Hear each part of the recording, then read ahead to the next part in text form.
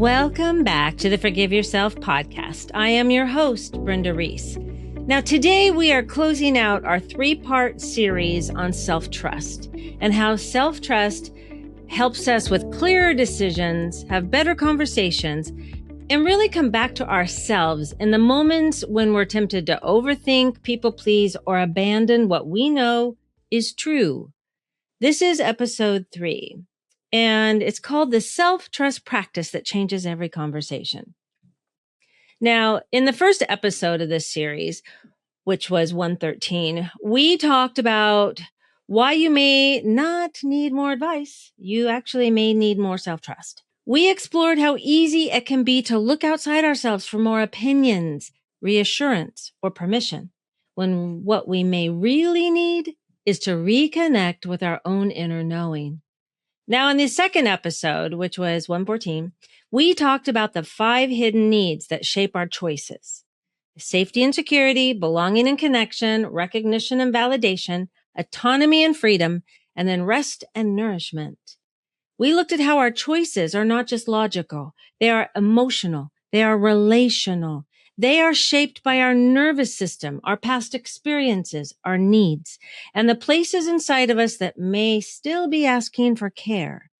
So if you haven't listened to the first 2 episodes yet, I encourage you when you have time to go back and listen, because they do lay the foundation for what we're talking about today. But you can go ahead and listen to this one because I think you will find that you relate to a lot of this information.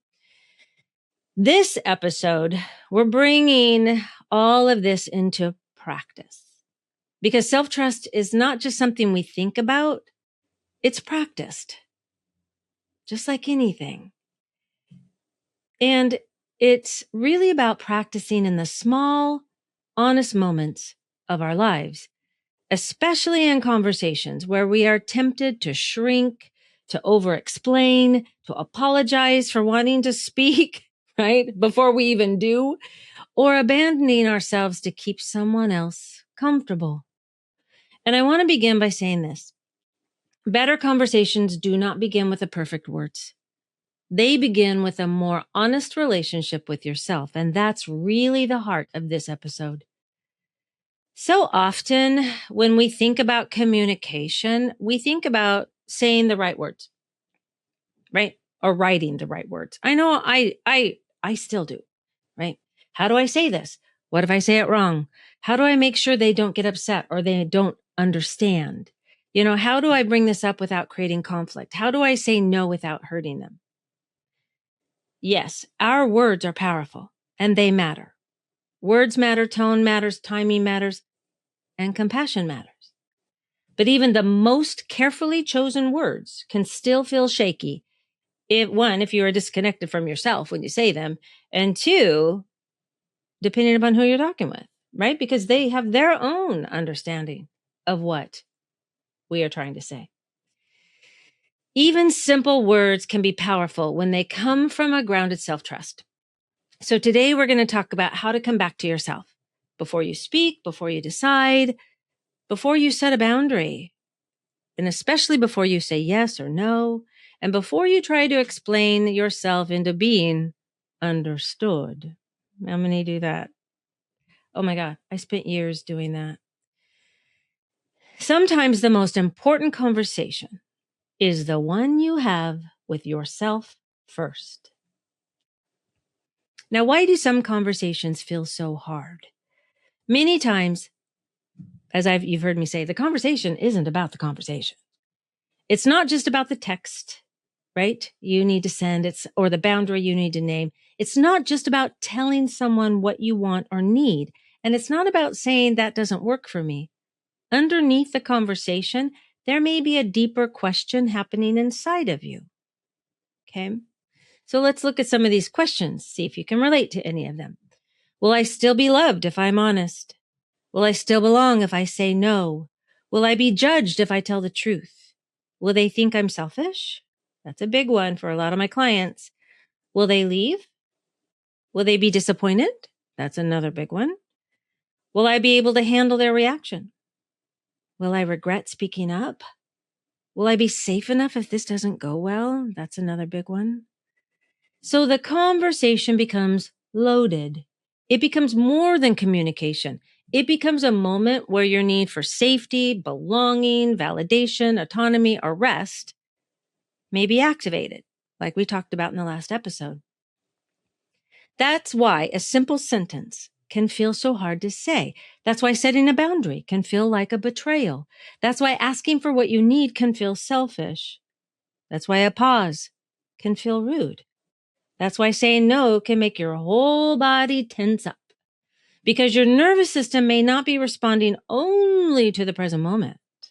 It may also be remembering all those times honesty didn't feel welcome, all the times your needs were dismissed, all the times you were misunderstood, all the times connection felt conditional, all the times you learned that keeping the peace mattered more than telling the truth. Let's take a breath. Because, we do that. I don't know if we want to call it programmed. We've learned, and it's not our fault. It's not a way to judge ourselves or blame ourselves or shame ourselves. It's how we learn to survive. So what I'd like you to consider is, if conversations feel hard for you, right? It doesn't mean you're bad at communication. It may mean there's a part of you that's trying to protect you, right? Safety and security, right? A part of you that learned, don't upset anyone. Don't ask for too much.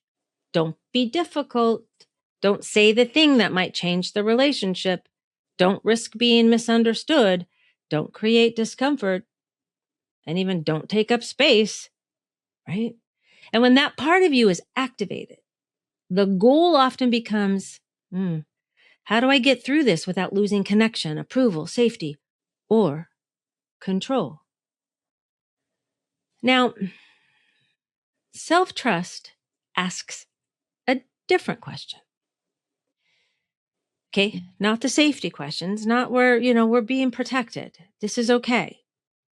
But self-trust asks, how do I stay connected to myself while I communicate with someone else? That's an important shift, because many of us were taught to choose: either I tell the truth and risk the relationship, or I stay quiet and protect the relationship. Either I speak up and feel selfish, or I stay agreeable and feel resentful, right? Either I choose myself or I choose them. But self-trust gives us a different possibility. Self-trust says I can be kind and honest. I can care about you and care about myself. I can listen, right? Without collapsing within myself or, leaving myself. I can speak without attacking. I can hold my truth without needing to control your response. That's the way I spent so much of my life. Right. That's kind of what's all involved with people pleasing, is really, and also second guessing and hypervigilance that I learned to do. And I'm sure some of you did too. I can hold my truth without needing to control your response. I was always controlling, or thinking I was trying to control the outcome or the response. Self-trust also says I can stay connected to myself even when the conversation is uncomfortable. Now, that doesn't mean the conversation will always go perfect. It doesn't mean the other person's going to always understand. And it doesn't mean there won't be any discomfort. That's a bummer, right? But it does mean you are no longer abandoning yourself in order to avoid discomfort. And that changes everything. Self-trust helps us to learn to be okay in this discomfort, because we're standing up for ourselves. This is where we are willing to take responsibility and accountability for ourselves. Because when we don't trust ourselves, conversations become performances. We try to say it perfectly. We rehearse it over and over. I do that. We edit the text until it barely says what we meant. Oh my God, how many of you do that? We soften the truth so much that our truth disappears. We apologize before we've even named the need, right? We apologize. Excuse me, sorry to interrupt, or I'm sorry. We say, I'm sorry. We overexplain, we defend, we justify. We try to predict every possible reaction. We try to make our words so clear, so kind, so reasonable, so airtight that the other person cannot possibly be upset. I'm going to pause here because I know that one can be familiar. How many times have you tried to say something in a way that guaranteed the other person would not be disappointed, defensive, hurt, angry, or confused? That's exhausting, right? Because now you're not just communicating, you're trying to manage their reaction before they even have one. You're trying to control the outcome, which, I spent most of my life doing. You're trying to make the truth so acceptable that it doesn't cost you anything. And this is where self-trust becomes super important. Self-trust reminds us, I am responsible for speaking with honesty and care. I am not responsible for controlling how someone receives my truth. I'm not saying this is easy, because it's not. Especially if you grew up feeling responsible for other people's moods, right? Or if you learned to monitor the room. Yeah, me too. If you became skilled at sensing tension before anyone else said a word. Yeah, those of us grew up in those households where you had to be hypervigilant. And especially if you learned that your safety or belonging depended upon keeping others comfortable. So when a conversation becomes a performance, it makes sense. It is not random. It is not weakness.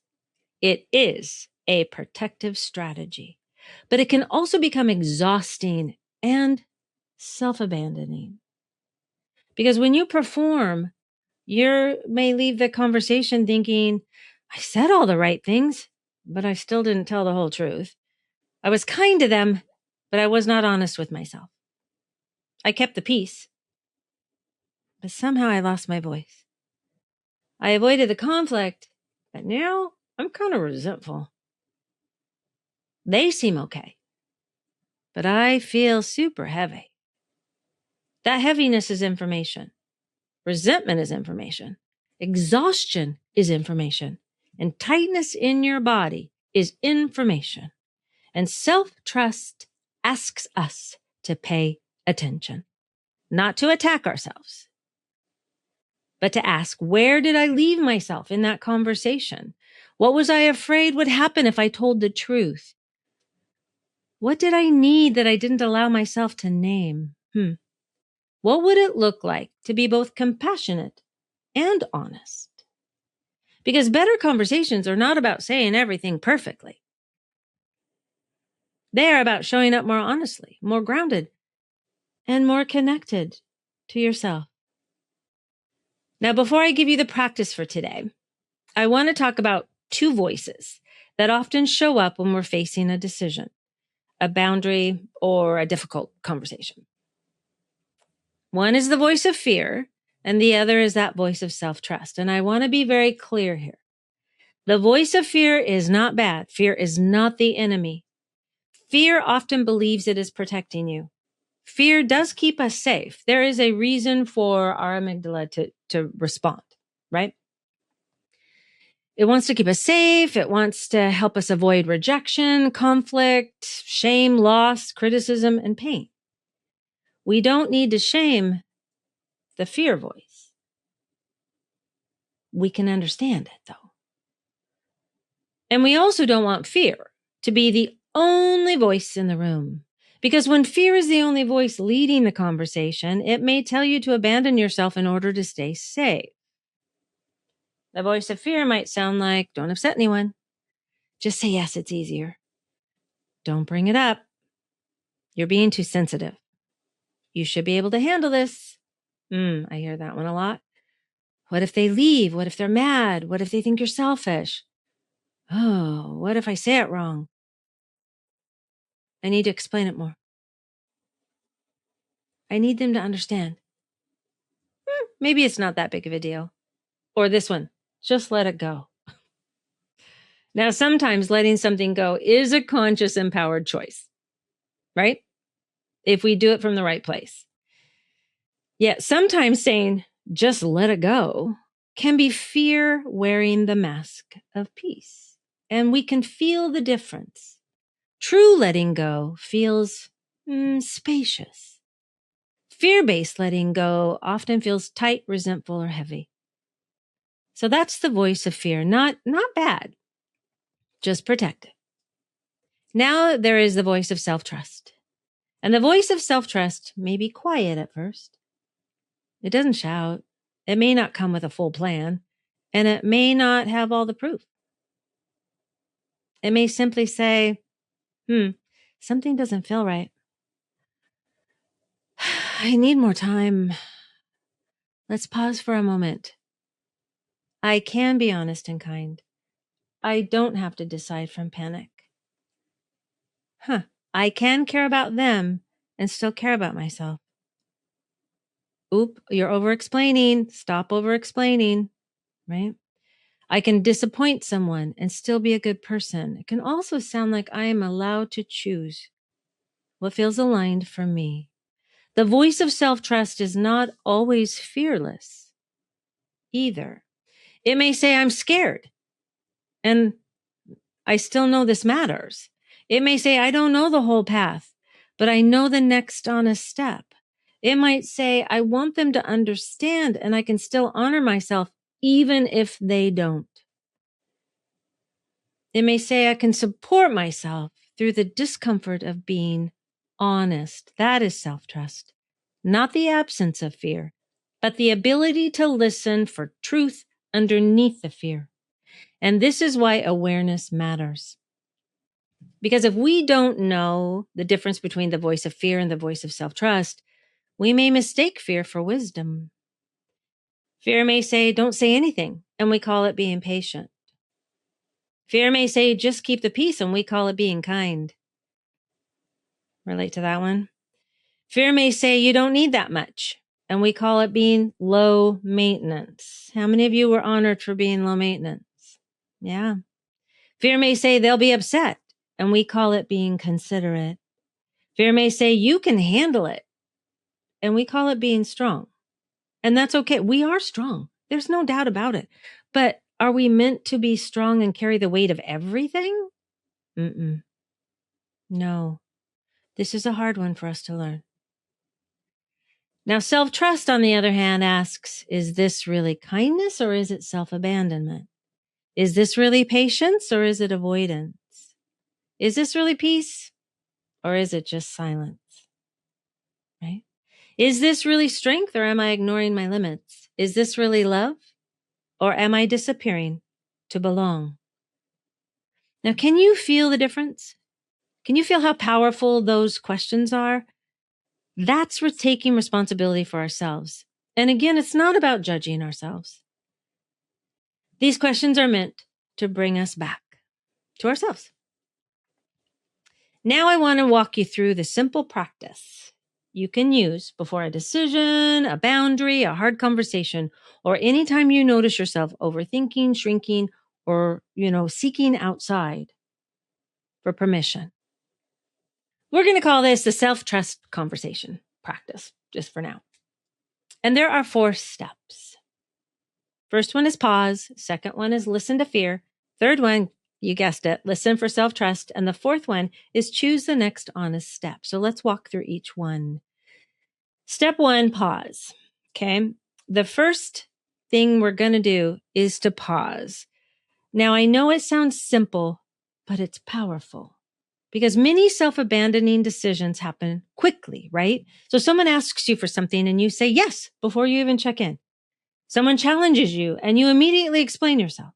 Someone's disappointed and you rush to fix it. Someone sends a text and you feel pressure to respond right away. Oh, that was exhausting. Someone asks what you want and you might automatically go, I don't care, whatever you want. Now, we know what we want. And this is one thing that I challenged myself with at first, to really practice this pause. Because what do you want for dinner? Oh, I don't know. But if they go, okay, let's do Italian. Oh, heck no. Or let's go eat a hamburger. No, I don't want a hamburger, right? I know what I want by knowing what I don't want. We're just afraid. to say what we want. We're afraid to pause and think about what it is that we want because we're used to always giving in to other people. And sometimes we don't know at first what we want. So we really do have to learn through what we don't want. This pause interrupts this pattern of just responding, right? Just reacting. The pause says, I do not have to abandon myself in order to respond quickly. Sometimes the most self-trusting thing you can say is, I need just a minute. I need a little time to think about that. Or let me check my calendar and get back to you. Or I want to give this some thought before I answer. It's okay to say that. You can also say, I'm not ready to respond or decide right now. Right? I know it feels scary for some of us in this really heavy duty, like codependent, people pleasing patterns that we've been in.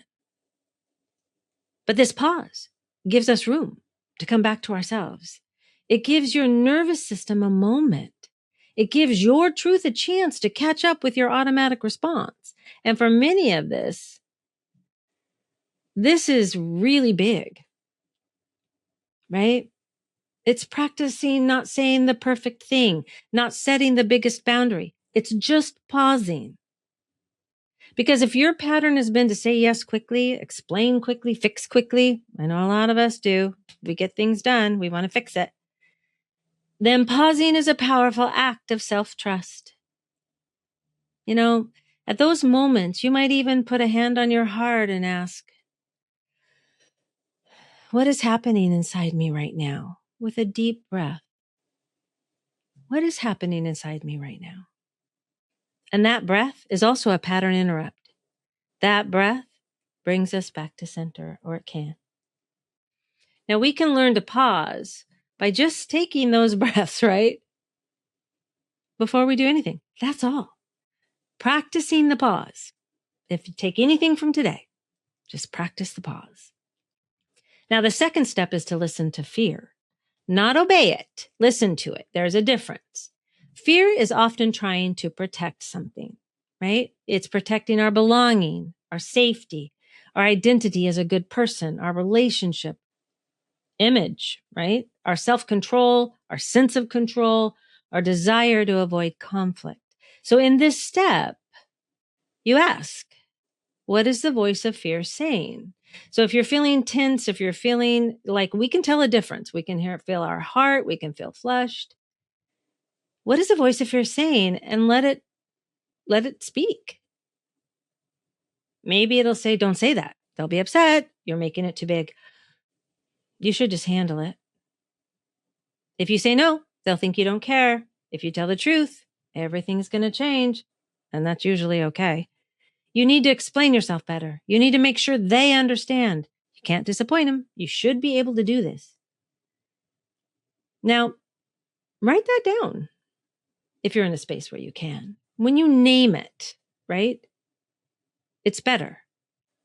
And you're letting fear have a voice for a reason. Because when fear stays unnamed, it often runs the conversation from behind the scenes. But when you bring it out into the light, kind of like shame, you can begin to relate to it differently. You can say, I hear you. I know you're trying to protect me. This is what I do. I talk to myself. I understand why this feels challenging, and I'm going to listen for something deeper too. Yeah, I spend a lot of time talking to myself about those things because it's important. We're not pushing fear away. We're giving it compassion without giving it full authority. Fear can sit at the table. It just doesn't get to be the only one making the decision. Now, the third step is to listen for self-trust. And I intentionally say listen for self-trust because it may be quieter than fear. Fear often comes in loud, urgent, fast, convincing.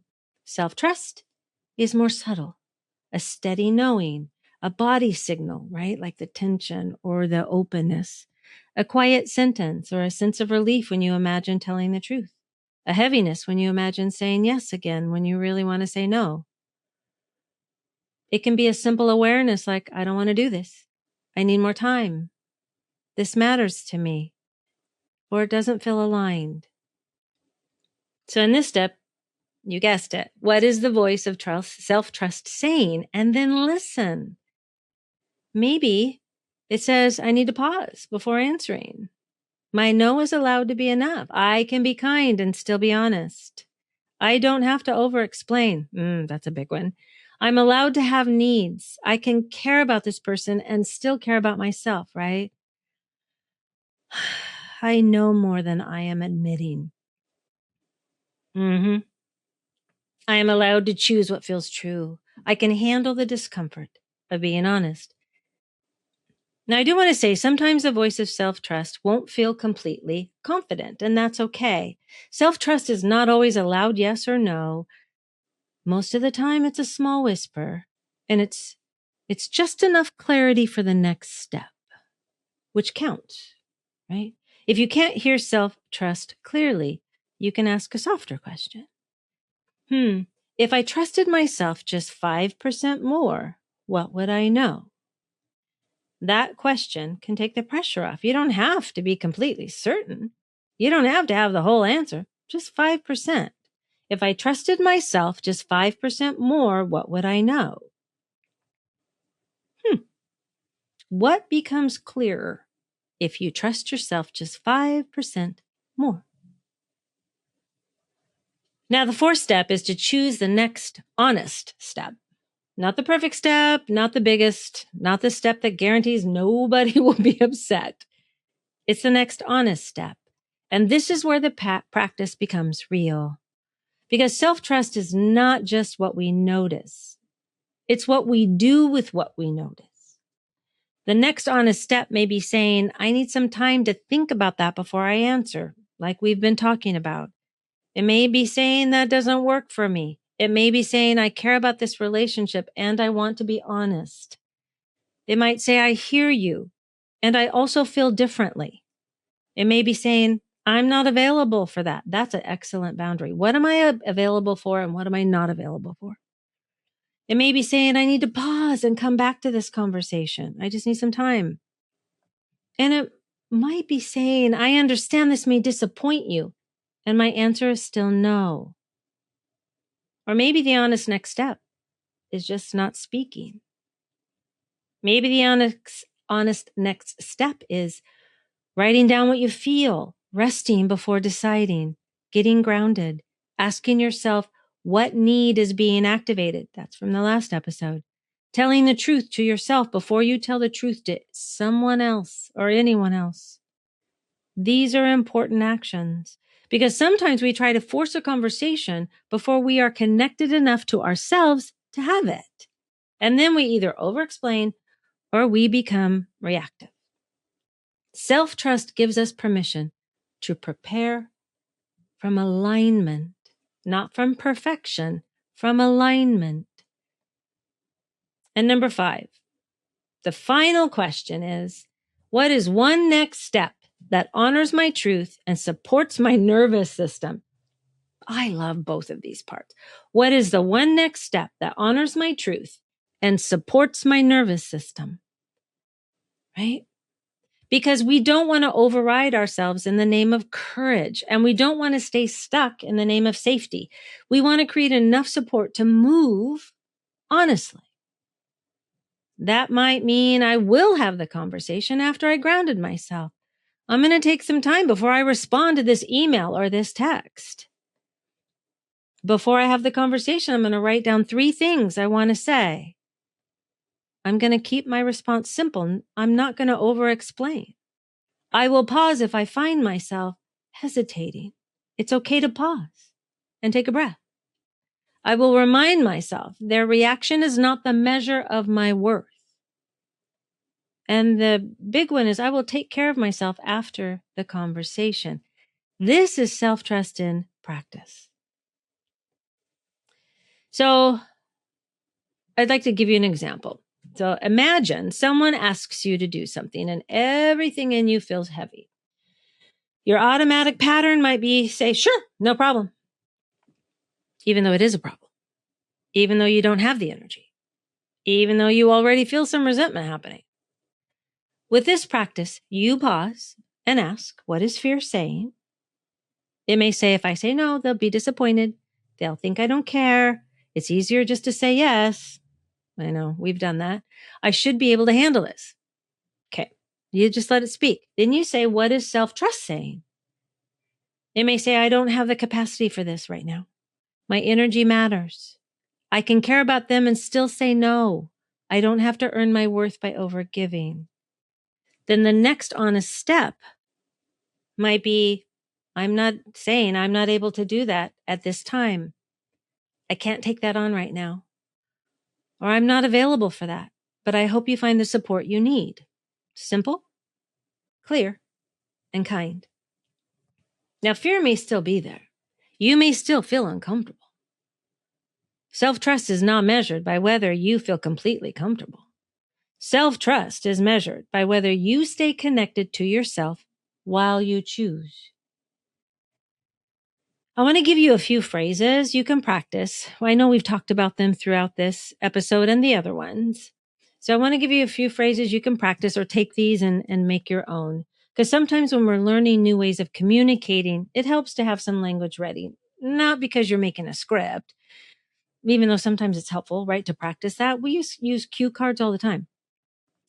But because simple words can support you when your nervous system is activated. So here are some self-trusting phrases. I need some time to think about that before I answer. That doesn't work for me. See, that one's simple, clear. You don't always need a long explanation. I hear you, and I also feel differently. So this is connection. I hear you, and I also feel differently. I care about this relationship, and I want to be honest, right? This is when a conversation may feel tender. Or I'm not ready to make a decision right now. That gives you permission not to decide from pressure. I need to pause and come back to this. This is really helpful when you feel like flooded or reactive. I understand this may disappoint you, and my answer is still no. Now, this one is strong, and it may not be the first one you practice, but it is powerful because it lets someone else have their disappointment without making you responsible for fixing it. Another one is, I'm going to trust what feels true for me. This one is a little bit more for yourself, right? A reminder, a return to yourself, a way to come back when fear gets loud.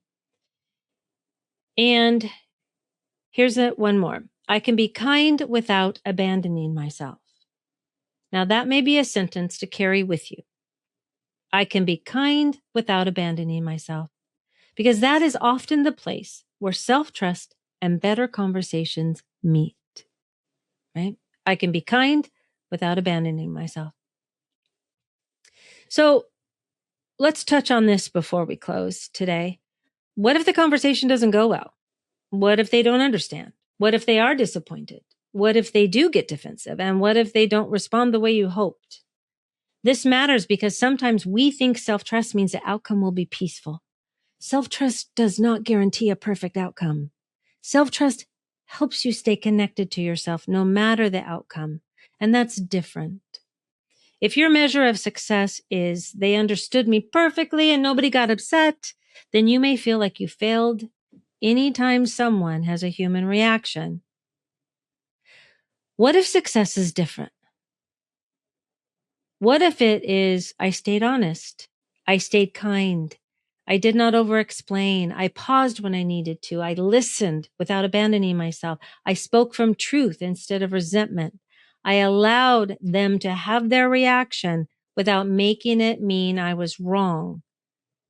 That's a different way to look at success, and it is much more empowering. You cannot control how someone receives your truth.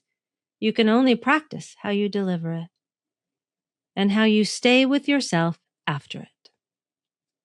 This is what self-care after a conversation means. Because after a conversation, especially a hard conversation, you may need grounding or quiet, need to journal or take a walk.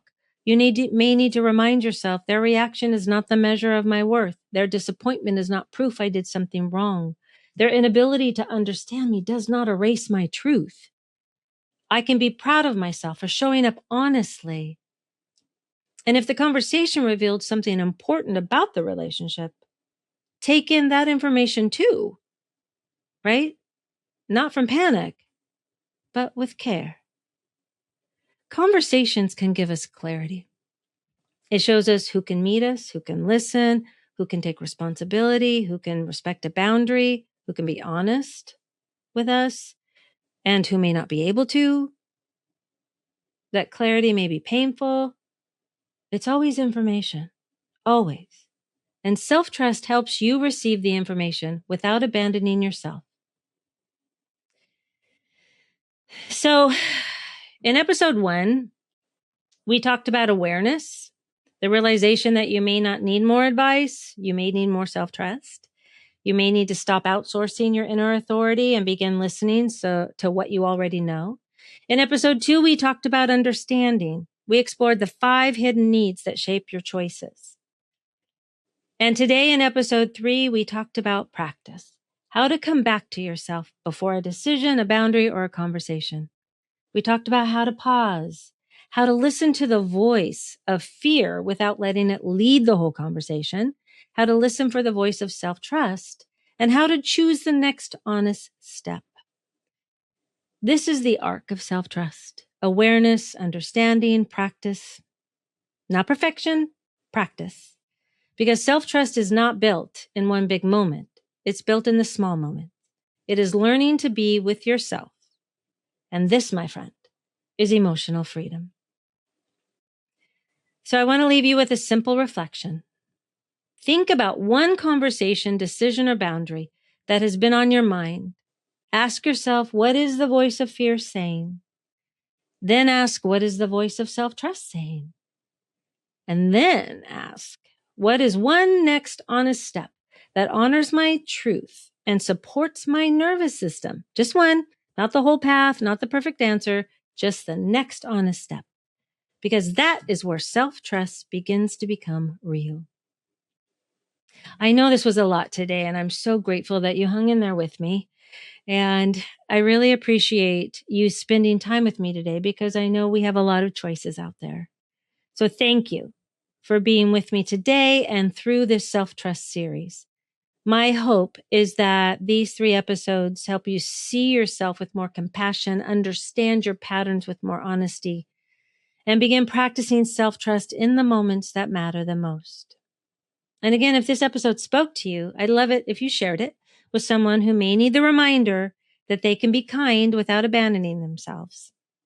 And if you'd like more information about my work or my coaching or the resources, because we've got quite a few worksheets and downloads and things on my website, you can visit that at Brenda Reis, REISS, coaching.com.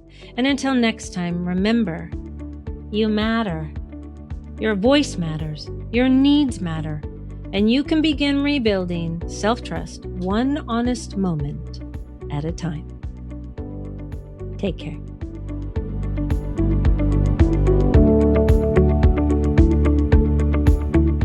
Thank you so much for listening today. I hope you enjoyed this episode. If you did enjoy it, would you do me a favor and share this episode and then follow us on your favorite podcast app so you don't miss one episode of the Forgive Yourself podcast, where every Friday you will get tips, tools, and stories so that you can turn your pain into peace. Take care.